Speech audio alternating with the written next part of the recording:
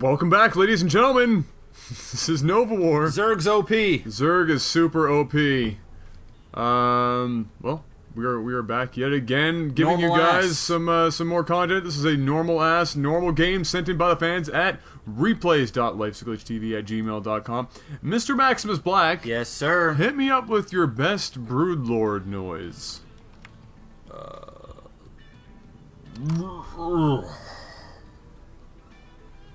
No, it's close enough. They all sound the same. Yeah, they all. I was really thinking. I was like, You could have gave me like an Overlord, and it would have sounded pretty much the same. Really, it's not that much different.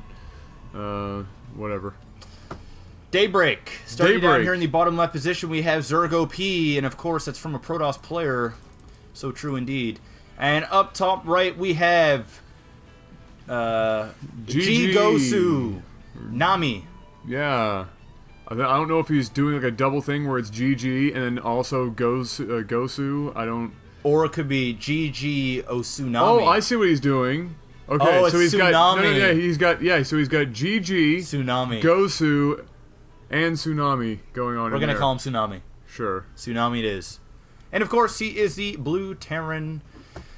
I've been playing this map a hell of a lot on ladder. I feel like this is the only one in rotation, or at least nobody's got this vetoed, and everybody's playing. And everybody's playing it. Well, yeah. It is a pretty good map. So I guess it's just one of those things. Eventually, people just get down to really having veto damn near everything. I mean, this is not my favorite map in rotation. Yeah, but it's also not terrible. Yeah. It's okay. It's okay. It provides some, exciting action here and there, but it hasn't really... I haven't seen a lot of, games that have blown my mind on this map. No. No, not... Well, yeah, actually, I recently have. Oh, really? Recently? Okay, all right. Yeah, I watched Grubby play... who was he playing? Oh, man. Fuck. He was playing a Zerg, anyway. Yeah. On this map. And it was one of the sickest comebacks I've ever seen in my entire life. Grubby's been on a tear. Like, that guy... Well, Grubby was doing well at MLG, right? Yeah, but I mean, just recently? Just, over the past 6 months, he's been doing phenomenal. And I'm a big Grubby fan. And he's been wowing me a lot lately. Grubby's a baller. I mean, he's always been a great Starcraft player. Absolutely. But there was, a period of time where I didn't really hear a whole lot about him. I've watched his stream a little bit. And then now he's just been kicking ass. Well, yeah, and I've always, when I first started seeing him playing, and everybody was saying, oh, well, he's just going to be one of those perennial players or whatever that come out once a year and do their thing and not really win a whole bunch of major tournaments or anything, but they're just going to be a really good, solid StarCraft player. I wasn't sure if I wanted to subscribe to that idea or not, and then just recently, like you were saying, he started playing really well. And he's starting to actually prove himself up against some really big names and being on the stage and whatnot. And everybody seems to like Grubby. There's not a lot to hate about the dude. Yeah, no. He's a really personable son of a bitch. He is a personally... I mean, there's not a lot of people that you could interview in the StarCraft world that are actually... They give a good interview because they're all, really terrified of being interviewed or something. Or they're all, these insanely insecure people. And then you have Grubby. That dude just seems like he just goes home and chills, and just so happens to be amazing at What StarCraft. we're trying to get at, guys, is we love Grubby. Dude, Grubby's a winner. Grubby's awesome. So let's take a look at this game here. We have the factory in the base of ZergOP, and the Hellion is out. I don't know how much damage. He might be able to get a probe or two if he's lucky here. Yes, he might get 2 probes. One. Oh, one? Ah, sorry about that. That is not a cost-effective... Hellion. No, but we do have another Hellion on the way, but take a look at this, also proxying... Hello, Proxy. ...a freaking Void Ray. Okay. And that could do some damage here. Especially with the timing of that starport, he's going to have, a minute or two of kind of free reign. There's not going to be enough Marines on the field to deal with that Void Ray, and so that's going to be actually pretty phenomenal for him, I think. And as he tries again down here to get something, and no. So, he managed to get 2 probes for 2 Hellions. Yeah, that's not a great trade. No, in fact, I'm going to go on a limb and say that was a terrible trade. Just a horrendous trade. Yep. And he's actually going to land it down outside of the base here, maybe for later use if ZergOP doesn't find it. And he's going to actually toss up his warp gates now, and it looks like we're going to see a pretty big counter here. This could be over very quickly. Yeah, this could be a really early game here. He already has a sort of a proxy pylon. Yep, there we go. So he's going to use that to warp in units as well. A Void Ray is out on the field. His factory is basically out of play at this point. Another thing is ZergOP must know that there's a great possibility that there's going to be a starport out on the field as well, considering that the factory's already out. Exactly. So, I mean, that's going to show off a little bit of tech as well, and he's got some stalkers here just in case maybe there's going to be a Banshee, although he does need to be a little bit careful because Vikings may come out, but he doesn't have to worry about that in this case. Supply blocked. We only have a supply blockage and a medevac now just starting to be produced. There is that one bunker, though.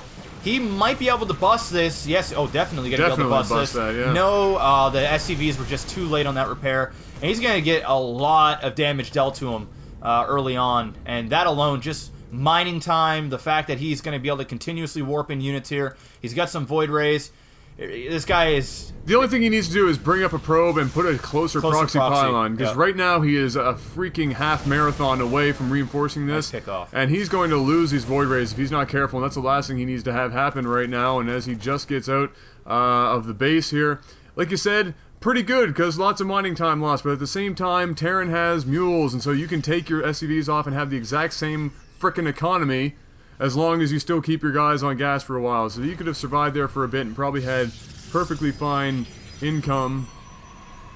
Well, not anymore because he doesn't have any mules on the field. But he does actually still have more harvesters. Shit in the bed. So ZergOP cut probes for that attack time there and hasn't actually until just now started building probes up again. So while that was a good attack, he actually didn't get a lot accomplished considering. And now look at this; these Marines are going to melt. Stim is done. He's going to be able to do quite a bit of damage here, picking off the majority of the ground army, but still 3 Void Rays left and only a couple of Marines to go up against them. And of course, Marauders cannot shoot air, and this is going to be bad news for him. He's quickly picking off the only units that can shoot the Void Rays. And now immediately going after that reactor. Very, very smart. Oh, drop incoming. Oh, yeah. He's going to go there and try and counter. But unfortunately for him, you know, there's still 3 gates down here, and he's producing Stalkers. He's going to be ready for it. And these 3 Void Rays are raining havoc on the base of Tsunami. And unfortunately for him, the waves are just too strong.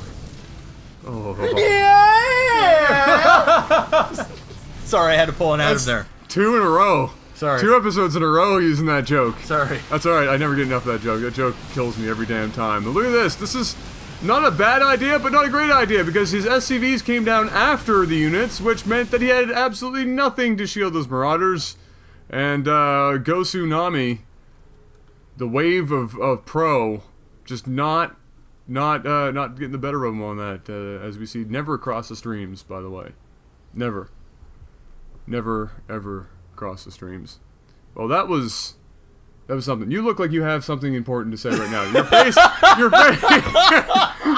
look like you have a joke to tell. I looked over and you had that stupid ass smirk on your face. What is it? Go for it. What is it? It looks like ZergOP had a natural disaster all over Blue's base. That was bad. That one was really bad. If I could turn back time, if I could find a way. Oh shit! Well, that was the second worst joke in the history of LAGTV. The first being us creating LAGTV. But ladies and gentlemen, that has been game 2. Oh, it's good to be back. It is. It's good to be back. We don't get to make bad puns very often, but when we do, we like to make them really bad. Well, ladies and gentlemen, this was the second Normal Ass Normal game. Keep sending them in. Make sure they're good games, please. And now we're off to the Inbox to Icebox. Inbox to Icebox series, keeping us afloat as I make this move. Yeah, we're not quite ready to make that transition into the next season of When Cheese Fails. Not yet. Hopefully we'll get some good ones from Inbox to Icebox to hold you guys over. And if you guys aren't watching that already, it's a new little series we got going on where we don't screen the games, we just cast them and we hope for magic. And of course they are When Cheese Fails games, so they're not labeled When Cheese Fails, but you're definitely gonna you might see some in there. Hopefully get a good fix in there. Exactly. Well, ladies and gentlemen, this is MaximusBlack. Novawar. Peace.